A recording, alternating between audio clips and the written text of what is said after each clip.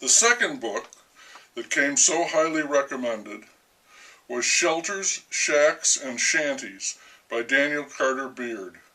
You may recognize the author as one of the co-founders of the American Boy Scouts. His father was an artist, and an uncle was an artist. He was an illustrator who drew pictures for many magazines and books, including a few volumes by Mark Twain.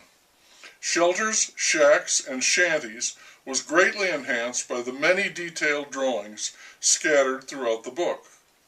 Of course, it's not the kind of book you seek out for reading pleasure. It is a how-to book, and I noted that the author wrote quite a number of them, including one called Do It Yourself.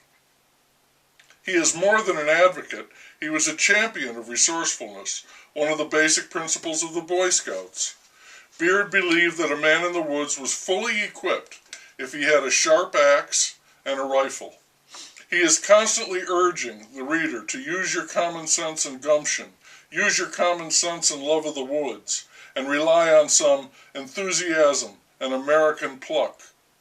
Near the end of the book, he writes that none of these techniques are easy for one not experienced or trained, and you have to be brave enough to try and fail, and even to fail again. Only fools never make mistakes, he writes. Wise men profit from them, and the readers may profit by mine, for there is no lack of them in our log house at Big Tink. He is referring to a summer home he built at Big Tink Pond in Pike County, Pennsylvania, which he called Wildlands. He began his charming, highly informative little book with simple lean-tos and shelters covered with balsam boughs, leaves, and bark.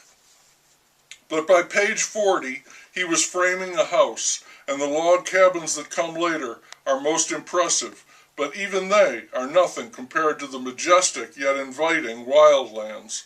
I was ready to travel to see it, but I learned, sadly, that it burned to the ground in 1961, 20 years after Beard's death. Beard writes in a very friendly tone, and he has a good sense of humor. Use tar paper if you must, he writes, but if you do, for goodness sakes, paint it to take off the civilized, funereal look of the affair. He notes that all edged tools are dangerous when in the hands of a chump, dangerous to themselves and to anyone who is near them.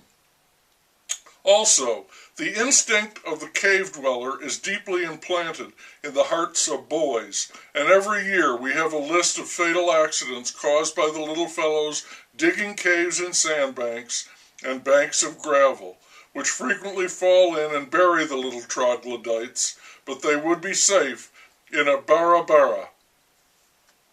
And the reader knows that men dearly love big, ungainly words, and that just as soon as boys do something worthwhile, the men get busy hunting up some top-heavy name for it.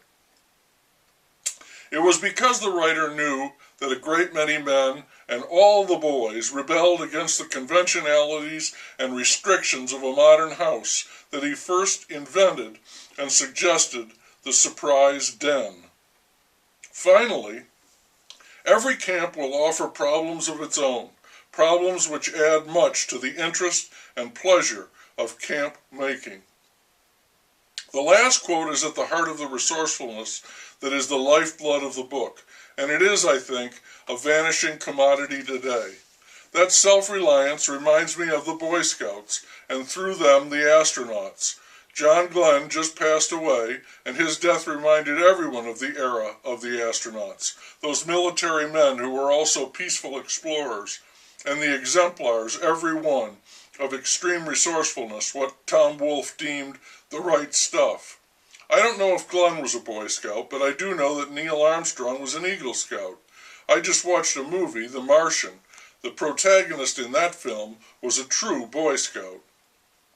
I very much admired Beard's book for all of his very basic, I would call them fundamental and inviolable, principles that underlay it. Self-reliance. Emerson wrote about it, and it seems America was built on it. Independence is nothing without it.